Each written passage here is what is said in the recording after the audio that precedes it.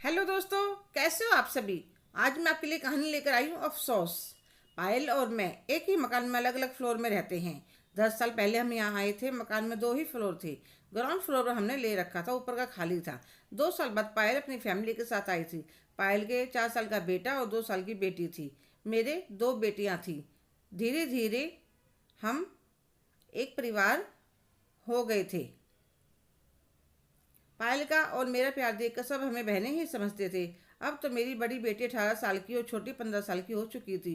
कई बार पायल मजाक करती, स्वाति दी आपको देखकर कोई नहीं कह सकता कि आपकी बेटियां इतनी बड़ी हो चुकी हैं। आपने अपने आप को कितनी अच्छी तरह से मेंटेन किया है। तो मैं कहती तुम्हें मजाक करने के लिए मैं ही मिली थी। दोनों में से कोई भी जब कुछ खास बनाता तो सब एक ही जगह बैठ कर खा लेते थे। एक दिन पायल रोती हुई नीचे आई। दीदी, मेरी मम्मी की तबीयत बहुत खराब है।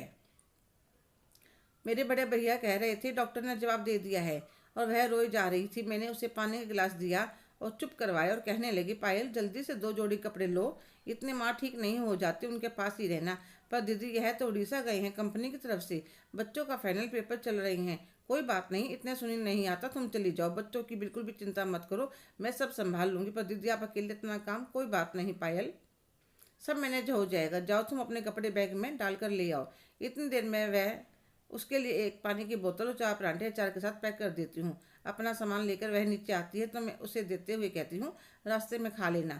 और उसे भेज कर अपने कमरे में आकर लेट जाती हूँ। बच्चों का स्कूल और कॉलेज से आने में काफ़ी समय था।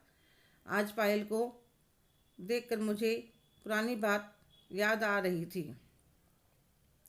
यहाँ इस मकान में आने से पहले जब मेरी बेटियाँ छोटी छोटी थीं, सास ससुर साथ में रहते थे। एक दिन मेरे भाई का फ़ोन आया कि माँ की तबीयत बहुत ख़राब हो गई है। तो मेरी सासू माँ कहने लगी, चली जाना, यह नहीं है कि फ़ोन आया तो सब कुछ छोड़ छाड़ कर चले जाओ। सारा काम निपटा लो फिर चली जाना। भाई की कहीं फ़ोन आए, बहुत जल्दी जल्दी काम कर पर इतनी पहुँची। माँ अंतिम सांस ले चुकी थी। उस बात की टीस मेरे मन में आज भी है। और मैं आज तक अपने आप को माफ़ नहीं कर सकी। क्यों नहीं कहा कि मुझे जाना है। कई बार तो ऐसा महसूस होता है कि मेरी माँ की आंखें मेरा इंतजार देख रही हैं। कभी कभी एक रोत होने पर बहुत गुस्सा आता है। इसलिए मैं नहीं चाहती थी कि पायल उस दर्द से गुजरे।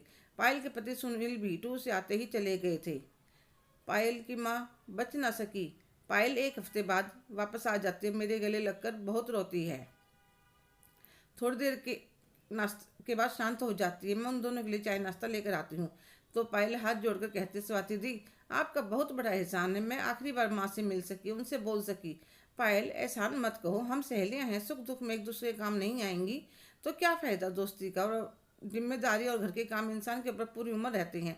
पर कुछ काम ऐसे होते हैं जो समय पर ना हो तो पूरी उम्र अफसोस रहता है। हाँ दीदी, आप सच कह रही हो। माँ के जाने का दुख बहुत बड़ा है। पर यह संतोष है कि मैं उनकी आखिरी समय पर उनके पास थी, उनके पास रही, बातें करी। नहीं तो पूरी उम्र अफसोस रह जाता कि मैं समय पर नहीं पहुंच पाई। शुक्रिया दीदी, शुक्रिया। ऐसा नहीं कहते पायल और मैं एक दूसरे के गले लग जाती हैं। हेलो दोस्तों, कैसे हो आप सभी। आज की कहानी आपको कैसी लगी, कमेंट करके ज़रूर बताइएगा।